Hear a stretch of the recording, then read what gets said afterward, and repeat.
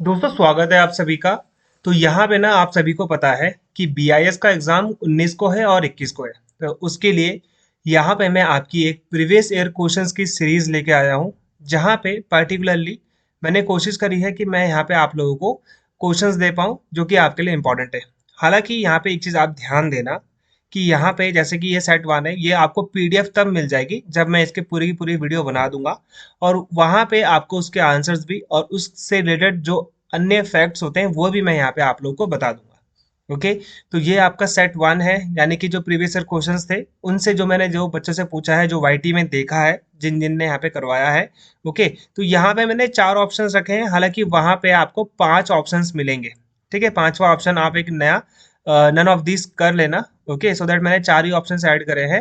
तो यहाँ पे पिछले बार पूछे गए जो कीवर्ड्स थे, मैं ये नहीं बोल रहा हूँ कि एग्जैक्ट क्वेश्चन यही थे, लेकिन जो कीवर्ड्स बच्चों ने बताए हैं, जो मैंने जो सर्च करा था पिछले बार के एग्जाम में, तो जो कीवर्ड्स उन्होंने बताए उस कीवर्ड्स के हिसाब से मैंने यहाँ पे क्वेश्चंस को बनाया है। ओके। तो ऑप्शंस पांच थे, यहाँ पे चार है ना, आपको ऑप्शंस पांच मिलेंगे वहां पे। ये चीज का आप ध्यान देना, जब मैं अगली वीडियो बनाऊंगा तो वहां पे मैं आपके ऑप्शंस पांच कर दूंगा। ओके। चलिए स्टार्ट करते हैं। 25 क्वेश्चंस कराऊंगा मैं आप लोगों को, टोटली 100 क्वेश्चन है। इसकी पीडीएफ भी आपको मिल जाएगी, लिंक नीचे है टेलीग्राम ग्रुप का, वहां पे आप ज्वाइन कर लेना। ओके, कोर्स का लिंक भी नीचे है, जाके आप अटेम्प्ट कर सकते हो। मॉक टेस्ट मिलेंगे आपको, उसमें पूरे के पूरे नोट्स मिलेंगे आपको, आप जाके ले सकते हो, आपके अन्य एग्जाम्स में भी वो काम आएंगे। पहला क्वेश्चन है, जो इंडियन कैलेंडर है, जो आप पंचांग देखते हैं हमारा, वो किस चीज को यहाँ पे किस पैटर्न को फॉलो करता है, यानी कि कौन सा हमारा कैलेंडर है। जैसे आपने सुना होगा शक संवत है ना, विक्रम संवत हो गया, गुप्त संवत हो गया, ग्योर्जियन कैलेंडर हो गया। ये कौन सा कैलेंडर है ग्योर्जियन कैलेंडर? इसे हम क्रिश्चियन कैलेंडर भी कहते हैं, ये हमारा ऑफिशियल कैलेंडर भी है। जो आप जनवरी फरवरी मास देखते हैं ना, वो यही वाला है। ओके। जहाँ पे आप देखते हो 1 जनवरी को हमारा क्या है, 1 जनवरी को हमारा न्यू ईयर होता है। तो ये आपका पर्टिकुलरली कौन सा वाला है? ग्योर्जियन कैलेंडर, इसे क्रिश्चियन कैलेंडर भी कहते हैं। तो जो हमारा इंडियन कैलेंडर है, भारतीय कैलेंडर, जिसमें आपने देखा होगा चैत्र हो गया, फाल्गुन हो गया, हो गया श्रावण मास हो गया, जो आप हिंदी वाले कैलेंडर देखते हैं ना, वो है आपका शक संवत। तो इसका आंसर आपका क्या हो जाएगा? शक संवत आपका आंसर हो जाएगा। अब यहाँ पे क्वेश्चन आता है कि जो शक संवत है ये किसने स्टार्ट किया था? तो ये 78 एडी में किसने स्टार्ट किया था? यहाँ पे कनिष्क। कनिष्क ने इसको स्टार्ट किया था, जो कि एक राजा था, कौन सी डायनेस्टी का? कुषाण डायनेस्टी का। ठीक है, ये राजा था कुषाण डायनेस्टी का, ये चीज आप लोग यहाँ पे ध्यान देना। और ये जो राजा बना था 78 एडी में बना था, इसीलिए इसने ये एक नया कैलेंडर स्टार्ट किया था, क्योंकि इसने भारत से शकों को हटा दिया था, भगा भी दिया था। दूसरा आता है यहाँ पे विक्रम संवत। विक्रम संवत को 58 बीसी में, बिफोर क्राइस्ट, ये एडी क्या है? एनो डोमिनी। बिफोर क्राइस्ट ये जो बीसी है, इसमें एक उज्जैन के राजा थे विक्रमादित्य, उन्होंने शकों को अपनी एक युद्ध में, एक बैटल में हराया था। इस वजह से इन्होंने यहाँ पे विक्रम संवत एक नया कैलेंडर शुरू किया था। गुप्त संवत। अब ये गुप्त कैलेंडर जो है, पर्टिकुलरली ये गुप्त कैलेंडर किसने स्टार्ट किया था? 319 320 एडी में किसने स्टार्ट किया था? चंद्रगुप्त फर्स्ट ने। चंद्रगुप्त फर्स्ट ने इसको स्टार्ट किया था। और जो ये ग्योर्जियन कैलेंडर आता है हमारा, इसको किसने स्टार्ट किया था? 1582 में। 1582 में पोप ग्रिगोरी ने, पोप ग्रिगोरी 13th ने इसको स्टार्ट किया था। तो ये भी आपके एग्जाम के लिए इंपॉर्टेंट है। आपका आंसर क्या आ जाएगा यहाँ पे? शक संवत आपका आंसर आ जाएगा। ओके। नेक्स्ट क्वेश्चन देखते हैं, जो पेस मेकर है वो किस से संबंधित है? पेस मेकर जो है हमारा, आप ये देखते होंगे कई बार, आपने न्यूज़पेपर में भी सुना होगा, ये किस ऑर्गन से रिलेटेड है? ओके। क्या ये दिमाग से है, लीवर से है, किडनी से, या फिर हार्ट से? ओके। तो ये किससे रिलेटेड है? पहली बात तो पेस मेकर है आपका हार्ट से रिलेटेड, है ना। और हम यहाँ पे और चीजें भी अगर देखेंगे यहाँ पे, तो यहाँ पे ध्यान देना, जो हार्ट का डॉक्टर होता है ना, हार्ट के डॉक्टर को हम लोग क्या बोलते हैं? हम लोग बोलते हैं कार्डियोलॉजिस्ट। ये आपने सुना होगा, है ना। किडनी के डॉक्टर को हम लोग क्या बोलते हैं? नेफ्रोलॉजिस्ट। इसके अध्ययन को भी नेफ्रोलॉजी कहते हैं, नेफ्रोलॉजिस्ट। ओके। फिर यहाँ पे आपका लीवर, लीवर के डॉक्टर को हम लोग बोलते हैं हेपिटोलॉजिस्ट। हेपिटो हेपिटोलॉजिस्ट के अध्ययन को बोलते हैं, और डॉक्टर को क्या बोलते हैं? हेपिटोलॉजिस्ट। ब्रेन के डॉक्टर को हम लोग क्या बोलते हैं? न्यूरोलॉजिस्ट, है ना, न्यूरोलॉजिस्ट। एक आपने यहाँ पे सुना होगा, ठीक है, आपको आपने देखा होगा ईईजी, और एक होता है ईसीजी, है ना, ग्राफ या फिर ग्राम बोलते हैं, इलेक्ट्रोएन्सेफलोग्राम या फिर ग्राफ, आप इसका फुल फॉर्म भी याद रखना, ठीक है। इलेक्ट्रोएन्सेफलो एन्सेफलोग्राफ या फिर ग्राम, इलेक्ट्रोकार्डियोग्राम, ये दिल की जो हार्ट बीट होती है ये उसको क्या करता है पर्टिकुलरली यहाँ पे उस चीज को वहां पे शो करता है, जहाँ पे आप इसको डिस्प्ले में शो करता है। बस आप इतना याद रखना, एग्जाम में आता है। पेस मेकर का काम क्या होता है? पेस मेकर का काम होता है कि ये इलेक्ट्रिक पल्स देता है आपके हार्ट को, ठीक है, और ये एडजस्ट करता है आपकी हार्ट रेट को, हार्ट बीट को। ये भी चीज आप लोग यहाँ पे ध्यान रखना, पेस मेकर का काम क्या है? एडजस्ट करता है आपके हार्ट रेट को, हार्ट बीट को, ओके, और ये इलेक्ट्रिक पल्स भी देता है, ओके। ये हो गया सेकंड का, इसका आंसर हमारा क्या हो गया? पर्टिकुलरली आपको हार्ट देखने को मिलेगा, ओके। थ्री है, which of the following gland of the human body is known as the master gland. हम हमारे जो बॉडी है, हमारे जो शरीर है, इसके किस अंग को हम लोग मास्टर ग्लैंड भी कहते हैं? तो किसे कहते हैं?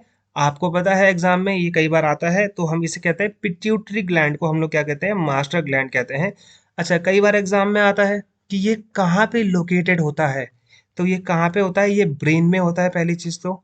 और ये ब्रेन में कहाँ पे होता है? हाइपोथैलेमस के नीचे, बिलो हाइपोथैलेमस। ये भी एग्जाम में आ रखा है, थैलेमस के नीचे ये होता है। तो ये चीज आप लोग यहाँ पे ध्यान देना कि ये ब्रेन में लोकेटेड होता है, और हाइपो हमारे जो ब्रेन में हाइपोथैलेमस होता है उसके नीचे आपको ये मिल जाएगा क्या? Pituitary gland, okay. क्या रेगुलेट करता है पिट्यूटरी ग्लैंड? पहले चीज तो ये आपकी बॉडी की ग्रोथ को रेगुलेट करता है, मेटाबॉलिज्म को भी रेगुलेट करता है, और रिप्रोडक्शन को भी ये क्या करता है? रेगुलेट करता है। हमारी बॉडी में एक बहुत ही इंपॉर्टेंट पार्ट है, ओके। ये चीज आप लोग ध्यान देना। थायराइड ग्लैंड, आपका आंसर ये हो गया ए, ओके। थायराइड ग्लैंड के बारे में अगर हम लोग बात करेंगे, ठीक है, तो थायराइड ग्लैंड क्या करता है पर्टिकुलरली, ये आपके लिए बहुत इंपॉर्टेंट है। थायराइड ग्लैंड की अगर यहाँ पे आयोडीन की कमी हो जाए, ओके, तो यहाँ पे जो हमारा थायराइड ग्लैंड है पर्टिकुलरली इसमें स्वेलिंग आपको यहाँ पे देखने को मिलेगी, जिसका आपको गोइटर आपको देखने को मिलता है, जिसे हम बोलते हैं घेंगा। स्मॉल इंटेस्टाइन, स्मॉल इंटेस्टाइन में कौन सी बीमारी होती है? जब आपको टाइफाइड फीवर होता है, जब आपको टाइफाइड फीवर होता है तो वो हमारी छोटी आंत को ही क्या करता है? इफेक्ट करता है। तो ये चीज आप लोग यहाँ पे ध्यान देना, क्या करता है? Effect small intestine, okay, typhoid का जो फीवर है, ओके। अब यहाँ पे आएगा आपका थायराइड ग्लैंड में, आपको मैंने बता दिया। सेरेबिलम, सेरेबिलम क्या होता है? जब इंसान दारू पीता है, अल्कोहल पीता है, तो अल्कोहल पीने के बाद जब उसका शरीर में उसे कंट्रोल नहीं रहता है, तो वो हमारे बॉडी के, हमारे ब्रेन के किस पार्ट को इफेक्ट करता है? तो वो हमारे बॉडी के सेरेबेलम को ही क्या करता है? इफेक्ट करता है। ये भी एग्जाम में आ रखा है कि दारू पीने के बाद इंसान का जो कंट्रोल है अपने शरीर पे वो खो जाता है। तो ये जो होता है ये पर्टिकुलरली किसको इफेक्ट करता है? जो अल्कोहल है ये सेरेबेलम, हमारे दिमाग में होता है सेरेबेलम, उसको इफेक्ट करता है। Which of the following metal was first use by human? कौन सा जो मेटल है वो ह्यूमन ने यूज किया था सबसे पहली बार? तो वो कौन सा था? वो है यहाँ पे आपका कॉपर, ओके। ये चीज आप लोग यहाँ पे ध्यान देना, एग्जाम में आता है। अब अगर आपसे कभी एग्जाम में पूछ ले कि पहला पेट एनिमल जिसे इंसान ने डोमेस्टिकेट किया था, यानी कि आप ध्यान देना कि पहला पाल जानवर जिसे इंसान ने पालतू बनाया था, तो वो है डॉग, यानी कि कुत्ता, सबसे वफादार जानवर। ये चीज आप लोग ध्यान देना। दूसरा क्वेश्चन आता है कि पहला अनाज, पहली जो क्रॉप थी वो इंसान ने कौन सी कल्टीवेट की थी? ठीक है, तो वो कभी आएगा तो आप ध्यान देना, उसका भी आंसर क्या हो जाएगा आपका? यहाँ पे वीट आपका यहाँ पे आंसर हो जाएगा। अब आपने कई बार सुना होगा ब्रास, है ना, और ब्रोंज। ये ब्रास और ब्रोंज मेटल तो नहीं है, मेटल तो सिर्फ एक ही होता है, ये तो कंपाउंड है। तो ब्रोंज किससे मिलके बनता है? तो ये बनता है कॉपर एंड टिन से मिलाकर इसको बनाया जाता है, ओके। ब्रास को हम किससे बनाते हैं? इसको बनाते हैं हम कॉपर से एंड जिंक से, ओके। ये चीज आप लोग यहाँ पे ध्यान देना, एग्जाम में आता है इनकी ये किसका मिक्सचर है करके आपको एग्जाम में देखने को मिल जाएगा, okay. Which are the following article is related to constitution of parliament in Indian constitution? हम कौन से आर्टिकल को हमारे संसद का संविधान भी कहते हैं, हमारे भारतीय संविधान में, ओके। तो ये है आपका आर्टिकल 79। आर्टिकल 79 क्या होता है कि जो पार्लियामेंट है, पार्लियामेंट आपको पता है तीन चीजों से मिलके बनती है, एग्जाम में आ रखा है, बहुत बार आ रखा है कि पार्लियामेंट जो है हमारी, जिसे हम बोलते हैं संसद, संसद के तीन पार्ट हैं। कौन कौन से हैं? बीच में आ गया आपका प्रेसिडेंट, यहाँ पे आ गया आपका राज्यसभा, यहाँ पे आ गया आपका लोकसभा। तो इन तीनों से मिलकर भारत की संसद बनती है। राज्यसभा को हम अपर हाउस भी कहते हैं, लोकसभा को हम लोग लोअर हाउस भी कहते हैं। ये भी आपके एग्जाम में आ सकता है। इसे इंग्लिश में बोलते हैं काउंसिल ऑफ स्टेट। ओके, इसे हम क्या बोलते हैं? House of the people. House of the people हम इसे कहते हैं। ये भी एग्जाम में कई बार आ रखा है, ये चीज आप लोग देख लेना एक बार। आर्टिकल 80 क्या कहता है? आपका आंसर है ए। ओके, आर्टिकल 80 क्या कहता है? आर्टिकल 80 बात करता है राज्यसभा के बारे में। राज्यसभा का मतलब क्या होता है? राज्यसभा का मतलब होता है council of state. Okay, Rajya Sabha में टोटल मेंबर कितने होने चाहिए? 250 होने चाहिए। ओके, और यहाँ पे जो मैक्सिमम स्ट्रेंथ है आज की डेट में वो क्या है? ये तो मैक्सिमम स्ट्रेंथ है, लेकिन कितनी है आज की डेट में? 233 जो है वो इलेक्टेड है, इनडायरेक्टली इलेक्टेड है, और 12 जो है नॉमिनेटेड है। तो टोटल मेंबर अभी कितने हैं? 245 है। ये भी एग्जाम में आता है। करंट सिचुएशन क्या है हमारे राज्यसभा की? तो आप 245 बोलेंगे, जिसमें से 12 नॉमिनेट करते हैं प्रेसिडेंट ऑफ इंडिया। ओके, ये भी एग्जाम में आता है। और कितनी फील्ड में करते हैं? 4 फील्ड से इनको नॉमिनेट किया जाता है। आर्टिकल 81 क्या कहता है? आर्टिकल 81 कहता है लोकसभा के बारे में, यानी कि किसके बारे में? लोअर हाउस के बारे में, हाउस ऑफ द पीपल के बारे में। ये तीनों एक ही चीज है। मैक्सिमम स्ट्रेंथ 550 होनी चाहिए, पहले 552 थी। 26 जनवरी 1900 कितने 2020 में इसको हमने एंग्लो इंडियन के जो 2 नॉमिनेटेड पद थे उसको हमने यहाँ पे खत्म कर दिया था। ओके, ये चीज आप लोग यहाँ पे ध्यान देना। 26 जनवरी 2020 से 2 जो मेंबर्स थे एंग्लो इंडियन के उनको हमने खत्म कर दिया था। अब हमारे पास जो टोटल मेंबर है वो 550 होने चाहिए, लेकिन इतने मेंबर नहीं होते हैं। ठीक है, टोटल अभी कितने मेंबर है? 543 मेंबर है, जिनमें से 530 चुने जाते हैं स्टेट से और 13 चुने जाते हैं यूनियन टेरिटरी से। इनका जो इलेक्शन होता है वो डायरेक्ट होता है, जिसमें लोग पार्टिसिपेट करते हैं और यहाँ पे वोट करते हैं। आर्टिकल 82 क्या है? आर्टिकल 82 आपके लिए इतना इंपॉर्टेंट है नहीं। ये बेसिकली क्या है? रीएडजस्टमेंट आफ्टर एवरी सेंसस है, वो आपके लिए इतना इंपॉर्टेंट है नहीं। What is the salary of president of India? Bharat के राष्ट्रपति की सैलरी कितनी होती है? पहले जो राष्ट्रपति की सैलरी थी वो कितनी थी? वो थी 2.5 लाख। ठीक है, अभी आज के डेट में वर्तमान में जो सैलरी है वो है 5 लाख रुपए। ओके, ये चीज आप लोग यहाँ पे ध्यान देना कि 5 लाख रुपए है आज की डेट में प्रेसिडेंट ऑफ इंडिया की सैलरी। ओके, गवर्नर की सैलरी कितनी है? गवर्नर की सैलरी है 3.5 लाख रुपए, जो कि राज्य के गवर्नर्स होते हैं। 5 साल का इनका टर्म होता है। ओके, सेंटर अपॉइंट करता है हर स्टेट में एक गवर्नर। भारत के चीफ जस्टिस ऑफ इंडिया आपको पता है कल रिटायर हो चुके हैं। कौन? धनंजय यशवंत राव चंद्रचूड़, है ना, DY चंद्रचूड़ अभी कल रिटायर हो चुके हैं। अभी वर्तमान में आज की डेट में भारत के CGI कौन बने हैं? मुझे कमेंट में लिख के जरूर बताना। ओके, तो CGI की सैलरी कितनी है? चीफ जस्टिस ऑफ इंडिया की है 2.8 लाख। ओके, फर्स्ट CGI कौन थे हमारे भारत के? हीरालाल जे कानिया, है ना, ये भी एग्जाम में आता है। और एकमात्र ऐसे CGI जो भारत के प्रेसिडेंट बने थे वो कौन थे? मोहम्मद हिदायतुल्लाह। ये भी आपको याद होना चाहिए।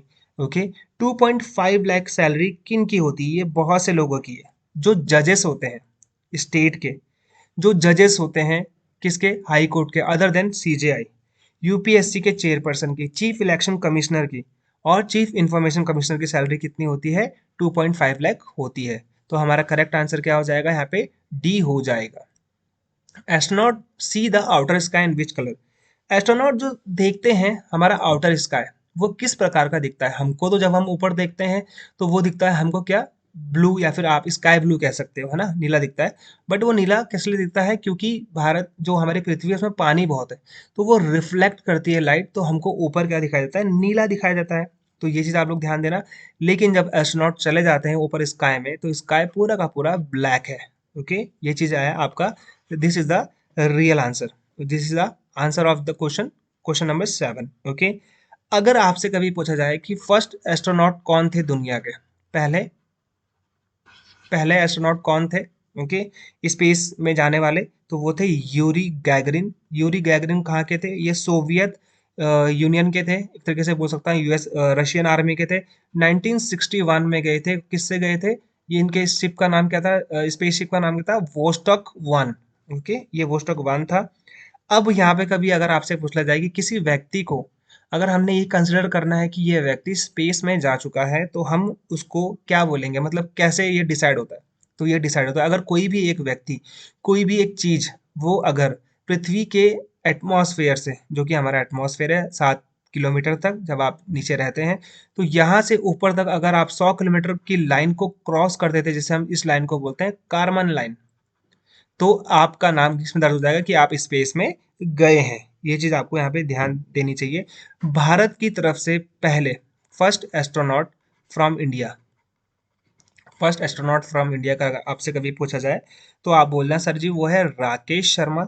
राकेश शर्मा कब गए थे? 1984 में गए थे विद द हेल्प ऑफ क्या, रशिया। ओके। क्वेश्चन नंबर 8 है, भारत में मेट्रो ट्रेन कब स्टार्ट हुई थी? भारत में मेट्रो ट्रेन कब स्टार्ट हुई थी? तो सबसे इंपॉर्टेंट चीज है कि ये कहाँ पे स्टार्ट हुई थी, ये क्वेश्चन पूछा गया है। कब स्टार्ट हुई थी वो आपको बता दूंगा, कलकत्ता में। दूसरी इंपॉर्टेंट चीज आपको बताता हूँ, भारत में पहली भूमिगत मेट्रो ट्रेन भी कलकत्ता में ही स्टार्ट हुई है, अभी 2023-24 में ही स्टार्ट हुई थी। ओके, ये चीज भी आप लोग यहाँ पे ध्यान देना, एग्जाम में आता है। तो ये भारत में जब मेट्रो ट्रेन है वो कब स्टार्ट हुई है? 24 अक्टूबर 1984 में इंदिरा गांधी ने इसको क्या कहता है, इसका उद्घाटन किया था। मेट्रो का जो हेडक्वार्टर है भारत में वो कहाँ है? वो भी कोलकाता में ही आपको देखने को मिल जाएगा। ये भी एग्जाम्स के लिए इंपॉर्टेंट है। ओके। कलकत्ता जो टोटल रेलवे जोन है भारत में, total railway zones with one metro zone, तो कितने होगा टोटल रेलवे जोन्स? 19 यहाँ पे हो जाते हैं। अभी मे बी एक बढ़ सकता है। न्यूएस्ट अभी रिसेंटली एक रेलवे जोन बनाया गया था, काफी 2-3 साल 3-4 साल हो चुके हैं उसको। तो वो कौन सा बनाया गया था? South coast railway. South coast railway, जिसका हेडक्वार्टर कहाँ पर है आपका? विशाखापट्टनम में है। ठीक है। भारत के पहले फर्स्ट रेलवे मिनिस्टर कौन है? तो ये आता गई भी एग्जाम में, तो आप बोल देना सर वो है आपका जॉन मथाई। ओके। अभी वर्तमान में करंट में कौन है भारत के रेलवे मिनिस्टर, वो भी आप मुझे कमेंट में लिख के बताना। ओके। क्वेश्चन नंबर 9 देखो, किस साल में भारतीय रेलवे की स्टैब्लिशमेंट होती है? सबसे पहली चीज तो कौन करता है ना? तो अंग्रेजों के द्वारा भारत में इंडियन रेलवे की शुरुआत करी जाती है। कब करी जाती है? 1853 में करी जाती है। सबसे इंपॉर्टेंट है। दूसरी चीज कौन करता है? उस टाइम पे गवर्नर जनरल कौन थे? डलहौजी थे। डलहौजी थे, ये भी आप लोग यहाँ पे ध्यान देना, ये एग्जाम में आता है। ओके। पहली बार रेलवे भारत में कहाँ से कहाँ तक चली थी? जो फर्स्ट रूट था, फर्स्ट रूट क्या था हमारा? वो था बॉम्बे टू थाने। बॉम्बे टू थाने था। 34 किलोमीटर लंबा था। अगर इसको हम माइल्स में लेंगे तो 21 माइल्स आपका आंसर आ जाएगा। भारत की सबसे फास्टेस्ट ट्रेन अभी वर्तमान में कौन सी है? तो वो है वंदे भारत। और इसी वंदे भारत को हम लोग क्या बोलते हैं? ट्रेन 18 भी कहते हैं, क्योंकि इसका 2018 में इसका काम शुरू हुआ था। और सबसे पहला जो रूट था वंदे भारत का, सबसे पहला रूट कौन सा था जहाँ पे इसकी ट्रायल हुआ, टेस्टिंग हुई? तो ये हुआ था दिल्ली से वाराणसी में। दिल्ली से वाराणसी के बीच में इसका ट्रायल शुरू हुआ था। और सबसे पहला रूट भी इसका यही था, जहाँ पे इसने अपनी maximum speed 180 kilometre per hour को टच किया। लेकिन भारत में जो पटरियां हैं वो इस काबिल नहीं है कि 180 किलोमीटर पर आवर की स्पीड में उसको चलाया जाए, इसीलिए वंदे भारत की मैक्सिमम स्पीड को 130 किलोमीटर पर आवर पर सीज करा गया है।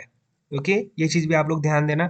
भारत में एक हाई स्पीड रेलवे भी आ रही है ना? आपको पता है बुलेट ट्रेन भारत में आ रही है। अब यहाँ पे एग्जाम में आता है कि सबसे पहली जो हाई स्पीड रेलवे वो कहाँ से कहाँ के बीच में चलेगी?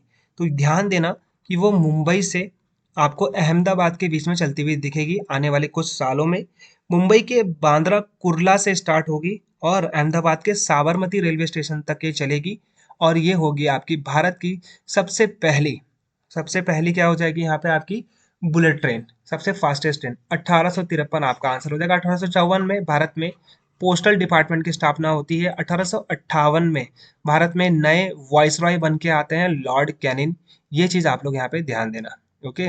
अगला क्वेश्चन है, who was known as the father of budgeting in India? बहुत इंपॉर्टेंट है। भारत में सबसे पहली बार बजट कौन लेके आया था? तो ये लेके आए थे जेम्स विल्सन जी। कब लेके आए थे? 1860 में लेके आए थे। इनको हम क्या बोलते हैं इसलिए? The father of budgeting in India. ये एग्जाम में आता है। मैक्सिमम टाइम्स, मतलब मैक्सिमम बार, सर्वाधिक बार बजट किसने पेश किया है? तो मोरारजी देसाई ने सबसे ज्यादा बार बजट को पेश किया है। ये भी एग्जाम में आता है, 10 बार इन्होंने पेश किया है। ओके। भारत का सबसे पहला बजट, आजाद भारत का सबसे पहला बजट 1947 में उस टाइम के फाइनेंस मिनिस्टर शनमुगम शेट्टी ने क्या किया था? प्रस्तुत किया था। ओके। ये है आपका सबसे इंपॉर्टेंट आंसर। पहली वुमेन जिन्होंने भारत में बजट पेश किया था, फर्स्ट वुमेन जिन्होंने भारत में बजट को पेश किया था, दैट इज इंदिरा गांधी, है ना। इंदिरा गांधी, उनके पास इस टाइम पे एडिशनल चार्ज था फाइनेंस मिनिस्ट्री का। सबसे लंबे समय तक बजट की स्पीच देने वाली महिला कौन बन गई है? निर्मला सीतारमन बन गई है। ओके, 2020-21 में सबसे जो उनका बजट था, सबसे क्या था, सबसे लॉन्गेस्ट था, और सबसे ज्यादा बार प्रेजेंट करने वाली महिला भी कौन बन चुकी है? निर्मला सीतारमन बन चुकी है। Okay, who was the first women astronaut from India? Bharat की तरफ से फर्स्ट वुमेन एस्ट्रोनॉट कौन थी? बहुत सिंपल है, आप सभी को पता है, कल्पना चावला जी हैं।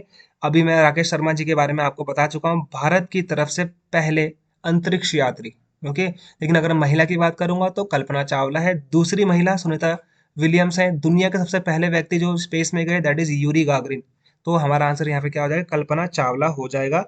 इनका जन्म कहाँ पे हुआ था? हरियाणा के करनाल में इनका जन्म हुआ था। इनकी मृत्यु कब हुई थी?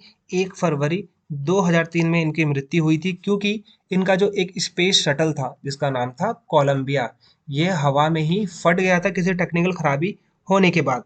ओके, और ये सबसे पहली बार 1997 में स्पेस में गई थी। Okay, where is the headquarter of International Court of Justice? International Court of Justice का हेडक्वार्टर आपको कहाँ देखने को मिलता है? बहुत इंपॉर्टेंट है आपके लिए। तो ये है आपका द हैग। द हैग आपका कहाँ पे पड़ता है? तो ये नेदरलैंड में पड़ता है। सबसे इंपॉर्टेंट चीज है आपका। ओके, नेदरलैंड का पुराना नाम क्या है? ये हॉलैंड है, ये भी आप ध्यान देना। इसकी कैपिटल क्या है? एम्स्टरडैम। इसकी कैपिटल क्या है? एम्स्टरडैम है। इंटरनेशनल कोर्ट ऑफ जस्टिस के जो इसमें जजेस होते हैं, उनका टर्म होता है वो 9 ईयर्स का होता है। अभी वर्तमान में भारत की तरफ से इसमें एक जज हैं जिनका नाम क्या है? दलवीर सिंह भंडारी। ओके, और दलवीर सिंह भंडारी इससे पहले भी थे। दो टर्म इन्होंने यहाँ पे पूरे कर लिए हैं। ओके, तो ये इंडियन जज है आईसीजे में, इंटरनेशनल कोर्ट ऑफ जस्टिस में। वॉशिंगटन डीसी में किस किस के हेडक्वार्टर है? तो ये वर्ल्ड बैंक का हेडक्वार्टर है यहाँ पे, और यहाँ पे आईएमएफ का भी हेडक्वार्टर है। इंटरनेशनल मॉनेटरी फंड का भी हेडक्वार्टर आपको वॉशिंगटन डीसी में ही देखने को मिलेगा। पेरिस में आपको यूनेस्को का हेडक्वार्टर देखने को मिलेगा। ओके, न्यूयॉर्क में आपको यूनाइटेड नेशन ऑर्गेनाइजेशन का और यूनिसेफ का आपको यहाँ पे हेडक्वार्टर देखने को मिलेगा। आपका राइट आंसर क्या हो जाएगा यहाँ पे? आपका D is the right answer. Which of the following day is observed as Hindi Diwas in India? तो भारत में कौन से दिन को हिंदी दिवस के रूप में मनाया जाता है? बहुत सिंपल है, 14 सितंबर को हम लोग क्या मनाते हैं? हिंदी दिवस के रूप में मनाते हैं। पहला हिंदी डे हमने कब मनाया था? 2006 में मनाया था। ओके, हिंदी दिवस की शुरुआत किसने करी थी? जवाहरलाल नेहरू ने करी थी, जो कि भारत के सबसे लंबे टर्म के लिए क्या थे? यहाँ पे प्राइम मिनिस्टर थे। सबसे पहले प्राइम मिनिस्टर भी आपको यही मिलेंगे। विश्व की पहली first first world Hindi conference, first world Hindi conference आता है नागपुर में हुए थे, 1975 में हुआ था महाराष्ट्र में। ओके, ये चीज भी आपको यहाँ पे ध्यान देनी है। 12 जनवरी को हम लोग मनाते हैं नेशनल यूथ डे, जिसे हम बोलते हैं राष्ट्रीय युवा दिवस। ये जयंती है किसकी? स्वामी विवेकानंद की। ये भी एग्जाम में कई बार आ रखा है, ये चीज भी आप लोग यहाँ पे ध्यान देना। Who was the first person in India to invent rocket? Bharat के ऐसे पहले व्यक्ति जिन्होंने रॉकेट का आविष्कार किया था। रॉकेट का आविष्कार गलती से हुआ था, बेसिकली हम ये बोलेंगे, ऐसा नहीं बोलेंगे कि किसी ने रॉकेट ही बनाया था। हाँ, इसका जो आविष्कार था, बेसिकली टीपू सुल्तान ने क्या करा था कि अपनी एक लड़ाई में एक ऐसी वस्तु बनाई थी जो उड़ के जाती थी और वहां पे जाके फटती थी, तो हमने उसको क्या माना है? As a rocket. ठीक है, तो टीपू सुल्तान, ये आप लोग याद रखेंगे, टीपू सुल्तान को हम लोग मैसूर का शेर भी बोलते हैं। मैसूर का शेर, टाइगर ऑफ मैसूर, ये भी एग्जाम में कई बार आ रखा है। ठीक है, अब यहाँ पे इनकी मृत्यु कब हुई थी? तो इनकी मृत्यु हुई थी फोर्थ एंग्लो मैसूर वॉर में, जो कि हुआ था 1799 में। ओके, टीपू सुल्तान की कैपिटल एग्जाम में कई बार पूछते हैं, तो इनकी कैपिटल क्या थी? श्रीरंगपट्टनम। श्रीरंगपट्टनम इनकी कैपिटल थी, जो कि कर्नाटक में है। टीपू सुल्तान के पिताजी का नाम क्या था? हैदर अली इनका नाम था। William Bentinck, William Bentinck Bharat के फर्स्ट पहले गवर्नर जनरल ऑफ इंडिया थे। 1833 में ये बनते हैं। वॉरेन हेस्टिंग, ये बंगाल के पहले गवर्नर जनरल थे, जो कि रेगुलेटिंग एक्ट 1772 से इनको बनाया गया था। आपका राइट आंसर क्या हो जाएगा? Tipu Sultan. Who was the first governor general of British India? ये मैंने आपको बता दिया था। भारत के पहले गवर्नर जनरल कौन थे?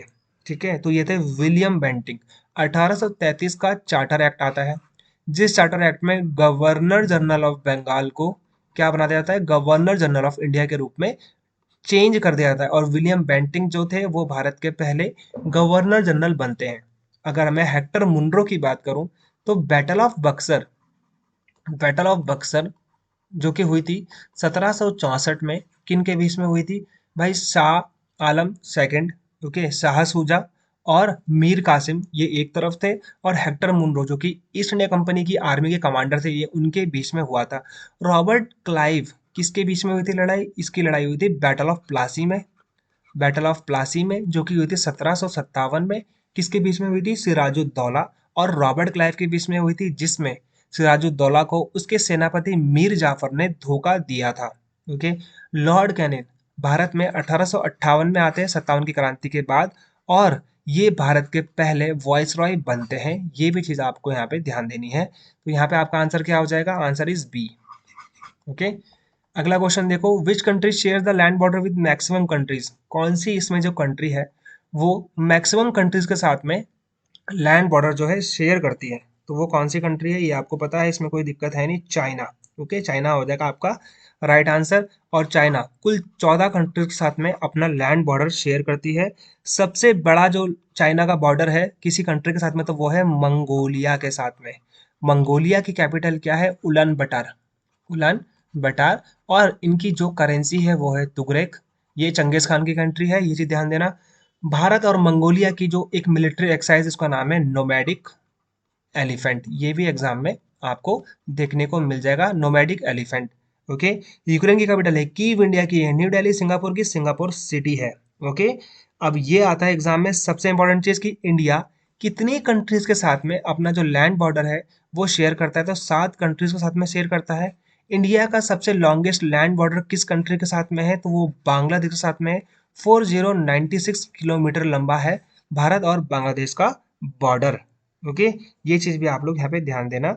अगला क्वेश्चन आता है, हैदराबाद किस नदी के किनारे है, तो हैदराबाद किस नदी के किनारे है, मूसी नदी के किनारे है हैदराबाद। ओके। गोदावरी नदी कहाँ से निकलती है, तो ये निकलती है नासिक के, नासिक महाराष्ट्र में है। ये आपका त्रियंबक प्लेट्यू, ये त्रियंबक प्लेट्यू से निकलती है। सोन नदी एकमात्र ऐसी नदी जो गंगा से दक्षिण से आके सीधा जुड़ती है, सीधे सीधे दक्षिण से आगे जुड़ती है, तो वो है सोन। जो कि नर्मदा नदी जहाँ से निकलती है अमरकंटक, वहीं से ये भी निकलती है उत्तरी भाग से, अमरकंटक से, मध्य प्रदेश से। और इसी अमरकंटक से आपको नर्मदा नदी भी देखने को मिल जाएगी। ओके। सोन और गंगा का संगम कहाँ पे होता है, पटना में होता है, जहाँ पे आपको प्रतिवर्ष एक मेला मिलेगा, सोनपुर का मेला, जो कि सबसे बड़ा पशुओं का मेला है भारत में। तो मूसी नदी आपका यहाँ पे आंसर हो जाएगा। विच of the following gas is mainly found in biogas, बहुत सिंपल है, इसमें कोई ऐसी दिक्कत है नहीं। बायोगैस में मीथेन आपको सर्वाधिक देखने को मिलेगी। ओके। अब यहाँ पे आता है ब्यूटेन। ब्यूटेन की कोई भी स्मेल नहीं होती है, इसको हम लोग इस्तेमाल करते हैं सिगरेट लाइटर्स में, एलपीजी में इसका इस्तेमाल होता है। एग्जाम में कई बार आ रहा है कि सिगरेट लाइटर में हम लोग कौन सी गैस का इस्तेमाल करते हैं, ब्यूटेन का इस्तेमाल करते हैं। कोई भी स्मेल नहीं होती है, प्रोपेन की भी कोई स्मेल नहीं होती है। इसको प्लास्टिक बनाने में हम लोग इस्तेमाल करते हैं। एलपीजी जो मिक्सचर होता है वो किसका होता है, प्रोपेन एंड ब्यूटेन का मिक्सचर इसमें डाला जाता है एलपीजी में, और भी ज़्यादा चीज़ें इसमें होती है। कार्बन मोनोऑक्साइड, कार्बन मोनोऑक्साइड का सबसे बड़ा सोर्स क्या है, वो है जो डस्ट निकलती है, जो एक तरीके से आप बोल सकते हो गाड़ियों से निकलने वाला धुआं, स्मोक। ठीक है, कार का जो स्मोक है, मोटर बाइक का जो स्मोक है, डीजल से निकलने वाला, पेट्रोल से निकलने वाला स्मोक, सबसे बड़ा सोर्स है कार्बन मोनोऑक्साइड का। ओके। अगर एलपीजी में क्या हो जाता है, एलपीजी आपका लीक होता है तो आपको उसकी स्मेल आ जाती है, तो वो कौन सी गैस होती है, तो एलपीजी में मिलाते हैं हम ethyl mercaptan, ethyl mercaptan. So that जैसे ये लीक करता है तो एक सड़े हुए अंडे की तरह इसकी बदबू आती है, जिससे हमें पता चल जाता है कि एलपीजी हमारा लीक हो रहा है। ओके। अगला क्वेश्चन है, अर्थ रोटेट करता है अपने एक्सिस में कौन सी डायरेक्शन में। ओके। अर्थ अपनी धुरी में, जो पृथ्वी अपनी धुरी में किस दिशा में रोटेट करता है, तो ये करता है वेस्ट टू ईस्ट में, है ना, पश्चिम से पूर्व की ओर क्या करता है, क्या करता है, एक तरीके से ये रोटेट करता है। ओके। परिक्रमा होता है, एक परिभ्रमण होता है, परिभ्रमण होता है जब हम सूर्य का चक्कर लगाते हैं, परिक्रमा होता है जब हम एक ही जगह पे खड़े होके गोल गोल घूम रहे होते हैं। अर्थ की रोटेशन की स्पीड क्या है, ये एग्जाम में आती है कई बार। अर्थ की रोटेशन, कितनी स्पीड से अर्थ रोटेट करता है, परिक्रमा करता है, तो वो करता है 1600 किलोमीटर पर आवर की स्पीड से। अर्थ का सरकमफ्रेंस कितना है, तो 40,000 किलोमीटर है, ये भी आप लोग ध्यान देना। अर्थ का रोटेशन टाइम क्या है, ठीक है, रोटेशन हो गया परिभ्रमण, ओके, और रोटेशन हो गया आपका परिक्रमण, और परिभ्रमण हो गया आपका जब हम रिवोल्यूशन करते हैं सन के आसपास, ओके, सन के पास में। अर्थ का जो रोटेशन टाइम है, यानी कि एक दिन जो होता है वो होता है 23 घंटे में, 56 मिनट में और 4 सेकंड में। अर्थ का जो रोटेट करता है, किस में करता है, अपनी एक्सिस में, ये किसने बताया था, निकोलस कोपरनिकस ने। ये एग्जाम में आ रखा है कि किसने ये बताया था कि अर्थ अपने एक्सिस पे ही रोटेट करता है, ओके, तो कोपरनिकस ने। इनमें से कौन से वर्ष में अमेजन कंपनी की स्थापना हुई थी। अमेजन कंपनी आपको पता है बहुत बड़ी ई कॉमर्स कंपनी भी है, 1994 में, ओके। तो 1994 में जेफ बेजोस के द्वारा इसकी स्थापना करी जाती है। लेकिन जब इसे शुरू करते हैं तो वो ऐसा शुरू करते हैं इसे बुक्स को बेचने वाली ऑनलाइन दुकान, ओके। अमेजन कंपनी की अपनी एक स्पेस कंपनी भी है, ओके, उसका नाम है ब्लू ओरिजिन, ये भी आप लोग यहाँ पे ध्यान देना, जिसको 2000 में स्टैब्लिश किया गया था। गूगल की स्टैब्लिशमेंट कब होती है, 1998 में होती है। गूगल की स्टैब्लिशमेंट किसने करी थी, स्टैब्लिशमेंट लैरी पेज और सर्जी ब्रिन ने करी थी। फेसबुक की स्थापना कब होती है, फेसबुक की स्थापना होती है 2004 में, मार्क जुकरबर्ग इसकी स्थापना करते हैं। 2010 में स्थापना होती है इंस्टाग्राम की, ओके, इंस्टाग्राम को। ये चीज आप लोग यहाँ पे ध्यान देना कि 2012 में, ठीक है, इंस्टाग्राम को फेसबुक ने बाय कर लिया था $1 बिलियन में, ओके। ये चीज भी आपके लिए इंपॉर्टेंट है। Who said Swaraj is my birthright and I shall have it, यानी कि ये किसने कहा था कि स्वराज मेरा जन्मसिद्ध अधिकार है और मैं इसे पाके रहूंगा। तो ये किसने कहा था, सबको बताया, बाल गंगाधर तिलक। बहुत सिंपल सा क्वेश्चन है, ठीक है। लाल बहादुर शास्त्री ने कहा था जय जवान जय किसान। अटल बिहारी वाजपेयी ने इसके आगे जोड़ दिया था जय जय जवान जय किसान जय विज्ञान। फिर नरेंद्र मोदी जी आए, इन्होंने इसके आगे जोड़ दिया जय जवान जय किसान जय विज्ञान, और फिर आगे जोड़ दिया था इन्होंने जय अनुसंधान, ठीक है। सुभाष चंद्र बोस ने बोला you give me blood I will give you freedom, तुम मुझे खून दो मैं तुम्हें आजादी दूंगा। बाल गंगाधर तिलक का मैं आपको बता चुका हूँ कि स्वराज मेरा जन्म से अधिकार है और मैं इसे पाके रहूंगा। चंद्रशेखर आजाद ने बोला था ऐसी जवानी किस काम की नहीं है जो अपनी मातृभूमि के काम ना आ सके। तो यहाँ पे आपका 21 वाले का आंसर क्या हो जाएगा, 21 वाले का Bal Gangadhar Tilak, swaraj is my birthright and I shall have it, ये किसने कहा था, बाल गंगाधर तिलक ने कहा था। Which was first Hindi language newspaper in India, Bharat में पहला हिंदी भाषा का पहला न्यूज़पेपर कौन सा था, बहुत सिंपल है, उदंड मार्दंड, है ना, उदंड मार्दंड था। ये चीज आप लोग ध्यान देना। इसे किसने निकाला था, जुगल किशोर ने निकाला था कलकत्ता से, और ये फेल हो गया था फाइनेंशियल कमी के कारण, वित्तीय कमी के कारण इसको बंद कर दिया गया था। अनाशक्ति योग किसने लिखी है, अनाशक्ति योग गांधी जी ने लिखी है। बंगाल गैजेट है भारत का पहला फर्स्ट इंग्लिश लैंग्वेज का पेपर था, किसने निकाला था, जेम्स ए हिकी ने 1779 में। ये चीज भी आप लोग ध्यान देना। Our solar system exist in which galaxy, हमारा जो सोलर सिस्टम है वो कौन सी गैलेक्सी में एग्जिस्ट करता है, तो आपने सुना होगा आकाश गंगा, इसे हम बोलते हैं मिल्की वे गैलेक्सी। अगर कभी आपसे ये पूछ लिया जाए कि भारत मतलब जो हमारी मिल्की वे गैलेक्सी उसके सबसे नजदीक में कौन सी गैलेक्सी है, तो आप बोलते हैं ना एंड्रोमेडा, जिसे हिंदी में बोलते हैं हम देवयानी, और ये एक स्पाइरल गैलेक्सी है, ओके। गैलेक्सी तीन प्रकार की होती है, एक होती इलिप्टिकल जिसे हम बोलते हैं चपटी, एक होती स्पाइरल सर्पिल आकार की, एक होती इरेगुलर जिसका कोई आकार नहीं होता है। तो हमारी जो गैलेक्सी है वो कैसी है, स्पाइरल है, सर्पिल आकार की है, ओके।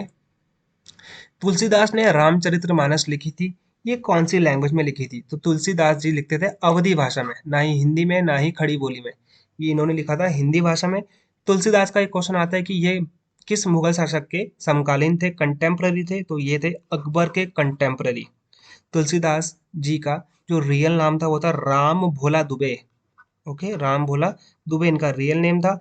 इन्होंने ही हनुमान चालीसा भी लिखी है भाई, इन्होंने ही हनुमान चालीसा भी इनकी ही द्वारा लिखी गई है। और आज का लास्ट क्वेश्चन है, इंडिया हैज वोन maximum gold medal in Olympics in which of the following sport, India ने अभी तक सबसे ज्यादा गोल्ड कौन से ओलंपिक के गेम में लिए हैं, ये आप सभी को पता है। पहले एक जमाने में हॉकी भारत की इतनी फेमस थी कि भारत हमेशा से ही गोल्ड लेके आता था, ओके।